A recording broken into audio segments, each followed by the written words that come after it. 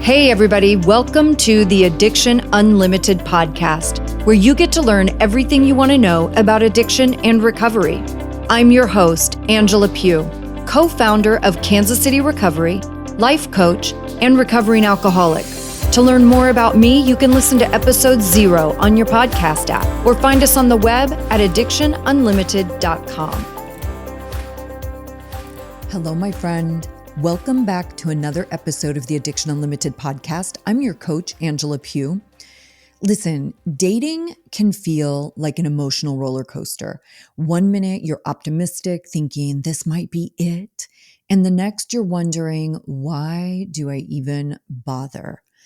It's easy to take it personally when things don't work out, to feel rejected, discouraged, or even angry at the whole process. But here's the truth. Dating and relationships at any stage get so much easier when we shift our focus away from what other people are doing and instead get clear on what we want and how we're showing up. This episode is all about how to set dating intentions that actually serve you so you can stop wasting energy on people who aren't a fit and start approaching dating or even long-term relationships from a place of confidence and clarity. I'm also going to walk you through step by step how to create your personal wish list and deal breakers so you can filter out the wrong people early, stop taking things personally, and move through dating or any relationship with more ease and comfort. Whether you're actively dating, in a relationship, or even married, these skills will help you navigate love at every stage. I'm so pumped that you're here because this episode is going to be a game changer. I already know you're going to want to share it with everyone in your life because this topic is so real, so relevant, and so necessary. And that's why I'm doing a whole month of dating and relationship episodes for Valentine's Day month. And before we dive in, I just want to take a second and say welcome. Thank you for spending time with me today. Whether you've been here for a while or if you're a brand new first-time listener, welcome to the Addiction Unlimited family. I'm so glad you're here. If someone shared this episode with you, that's because they know this conversation is important. And I promise you, it's totally going to be worth your time. So dating isn't just frustrating for you. It's tough for so many people right now. I hear it all the time, whether it's from my clients in my coaching community, messages in my inbox, or conversations with my personal friends. No matter what stage of life you're in, either 20s, 30s, 40s, 50s, and beyond, dating can feel exhausting, especially when you're constantly running into the same issues. But here's the thing. It doesn't have to be this hard. And today, I'm going to help you shift your focus so that dating gets easier, not because other people change, but because you get clearer, more confident, and more intentional. The best thing you can do for yourself in your dating life or married life is get clear on what you want. When dating, do you want a relationship, a hookup? Do you want a friends with benefits situationship? Are you looking for marriage? You have to be clear on your intention so you can effectively filter people out that don't align with your intention. And so you're able to communicate what you want and don't want. The mistake is when you change your wants because you want the attention. Meaning, you're dating with intention and you want a relationship, a real full-blown committed relationship. But you meet someone or match with someone and their profile says they aren't looking for a relationship, but you take the next step with them anyway, right? In your head, probably thinking, oh, they might change their mind. If we hang out, I'm so cool. They're going to decide they want to be in a relationship. Negative, my friend, negative. If you want exclusivity and someone to take home at Christmas, then don't match with the person that's non-monogamous or looking for a short-term hookup situationship. I know you want the dopamine hit of matching with someone or meeting someone. I know you want to feel the excitement and the butterflies, But if your goals aren't the same, then don't change your goals to fit a temporary situation because you want the attention and the excitement. Research from 2024 shows that one of the top complaints in dating is unclear intentions. And daters are getting frustrated because potential partners are not upfront about their relationship goals, and it leads to mismatched expectations. And I'm going to walk you through a step-by-step process to get some real clarity in this. It's okay if you want something casual. You just need to communicate that and be willing to let people go that don't want the same thing. It's okay if you want a relationship and marriage. You just need to communicate that effectively, filter out the people who want something different, and be willing to let people go that don't want the same thing. It's also okay to not know what you want.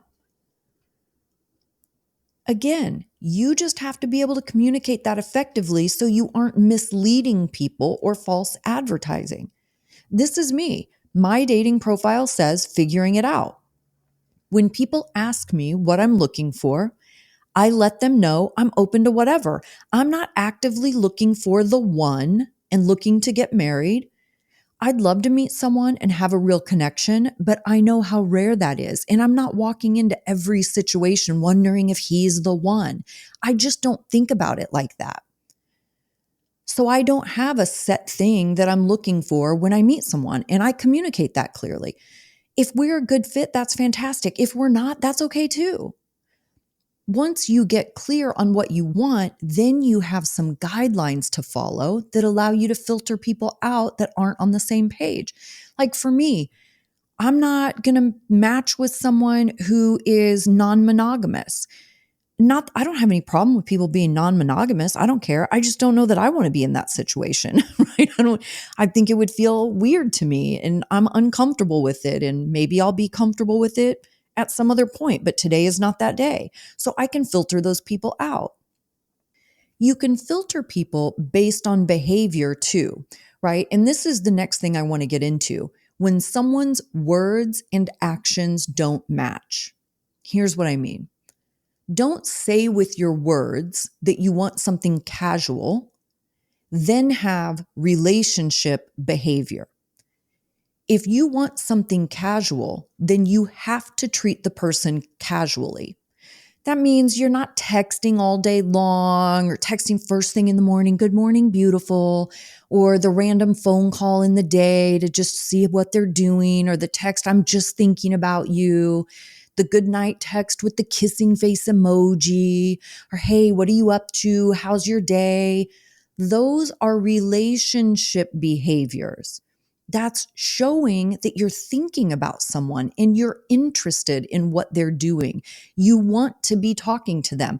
Those behaviors are creating connection. Those aren't casual behaviors.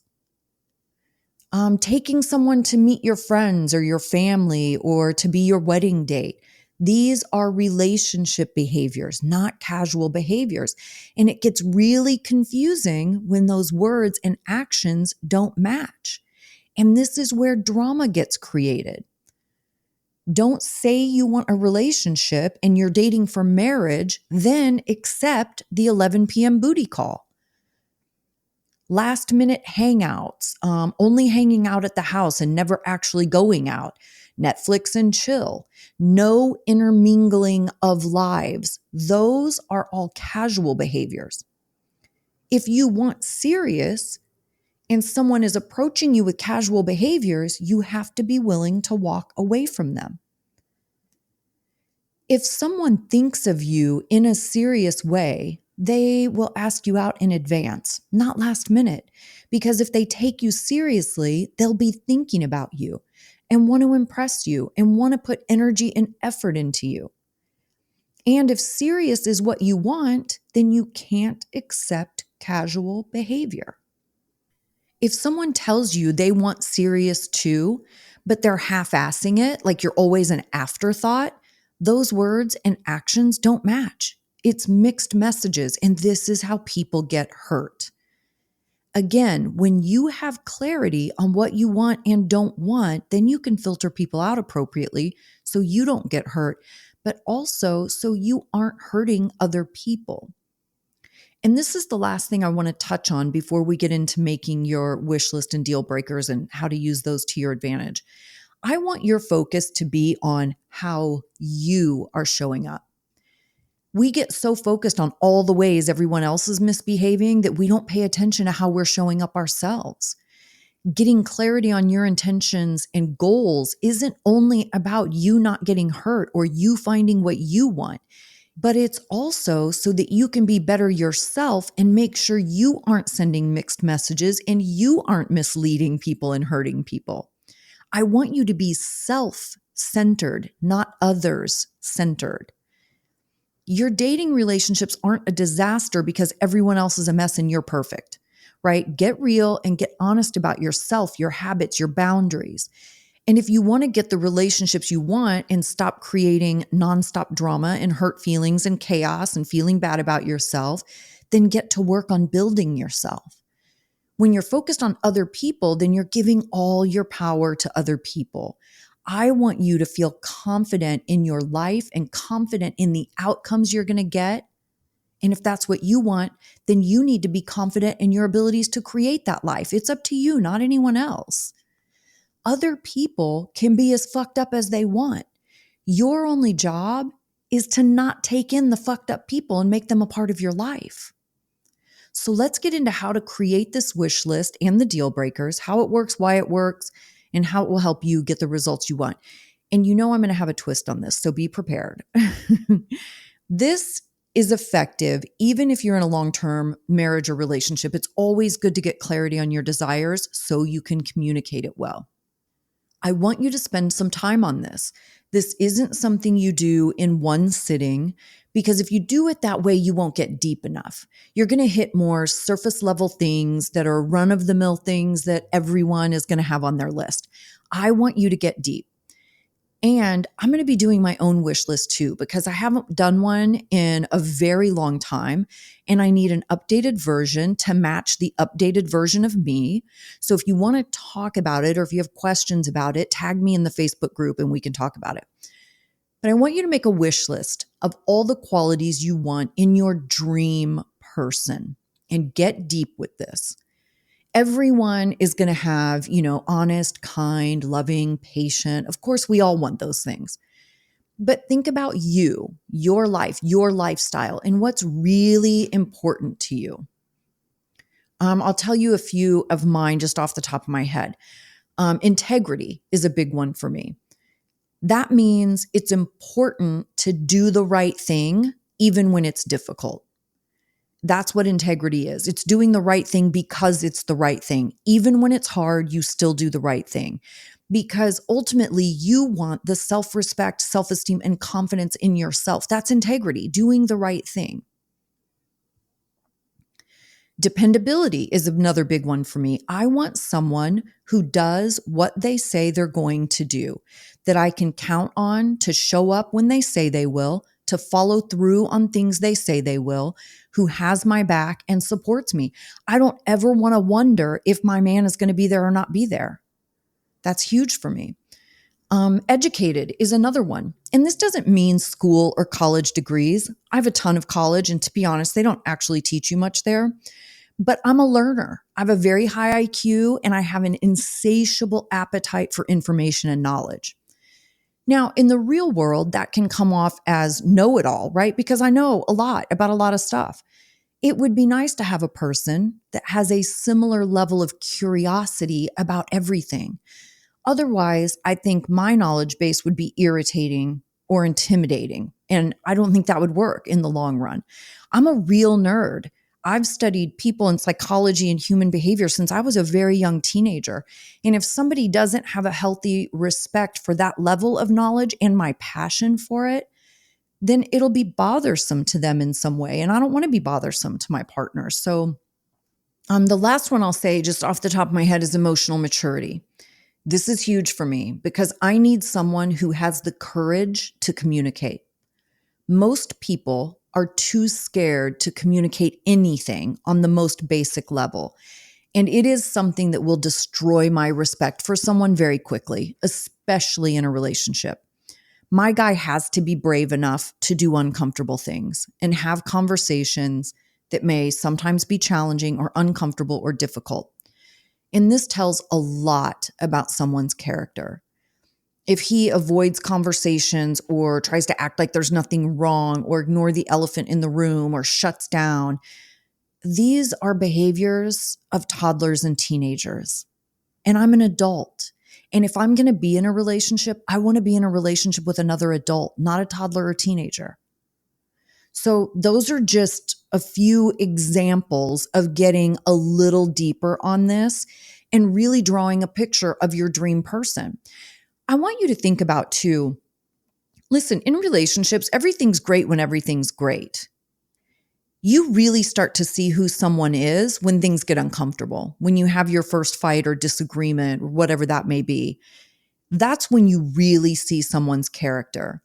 So I want you to think about in those moments, right? When things are uncomfortable, when the shit hits the fan in one way or another, what are the characteristics you want to see in your person?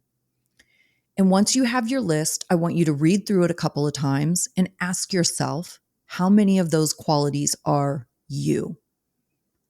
This stopped me in my tracks. The first time I did this list was probably 15 years ago. I was going through a terrible breakup with a terrible guy, and I decided I needed to get clear on what I want in a man. I made my list, I read down it, and I realized I was none of the things on my list. I mean, that's probably not fair. I was probably a few of the surface level things, right? Kind, loyal, loving, blah, blah, blah, those things. But the really good stuff that matters, I was none of them. And that's when my focus shifted from thinking about the guy to thinking about myself and who I want to be. I can't expect a guy to come to the table with his shit together, self-aware, confident, accomplished, and have me still be in a hot mess. That's not fair. And it will only attract the wrong people, which I was already really good at. That's where I want you to get with your list. Get honest about what you want in a person. Then get honest about where you need to do your own work. Don't have expectations on other people that you aren't willing to have for yourself. Next, let's do the deal breakers. As a dating person, it's best to do this while you're single because you're thinking more clearly when you aren't all caught up in someone. We're more apt to rationalize and justify our deal breakers away when we have butterflies and boners, okay? You need a clear mind for this one. And these are the things that you absolutely will not tolerate under any circumstances. I'm going to do this list again too, since I'm actively dating again. Top of my list would be addiction for sure. Obviously, I am not messing with anyone who is active in their alcoholism or any kind of addiction. That includes food, gambling, gaming, any addiction I'm not in. Another one for me would be narcissism. I dated these people over and over for many years. It's a very damaging personality. Narcissistic abuse is a very real thing, and I will never do it again. In fact, I try to steer clear of narcissists altogether. I will still love you if you are a narcissist. I will just do it from a distance with very healthy boundaries. Lying would be another one for me on my deal breakers. A lot because even small lies is an indicator of much bigger issues. It's insecurity, there's deception and deceit there, emotional immaturity for sure, weakness in lying instead of being strong enough or brave enough to tell the truth even when it's difficult. There are so many red flags that lying is a symptom of. So for me, I need someone who doesn't engage in that behavior and really holds themselves to a higher standard. So those are just a few of my absolute deal breakers. Now, on my last deal breakers list, smoking was at the top of my list. But I spent time with someone last year that was a smoker, and he never smoked around me, so I feel like I never really had to deal with it. But not only do I not want to smell like that, it's a lifestyle thing. I'm a fitness lifestyle person, and smoking is definitely not in alignment with that, right? I don't want my hair, my clothes, my home to smell like that. I don't want to shorten my life for cigarettes any more than I already did as a past smoker. And don't hear this wrong and personalize it. It's not that I don't like smokers. I love everyone. I don't like cigarettes. It's not a judgment on people that smoke. It's cigarettes I don't like. And there are more deep-seated issues in that too, just like addiction. Anytime you're doing something on a regular basis that is causing yourself harm, there are some deeper things going on there. Now, also, if your deal breakers list gets too long, I would urge you to revisit it and think a little deeper about whether or not all the things are real and legit deal breakers.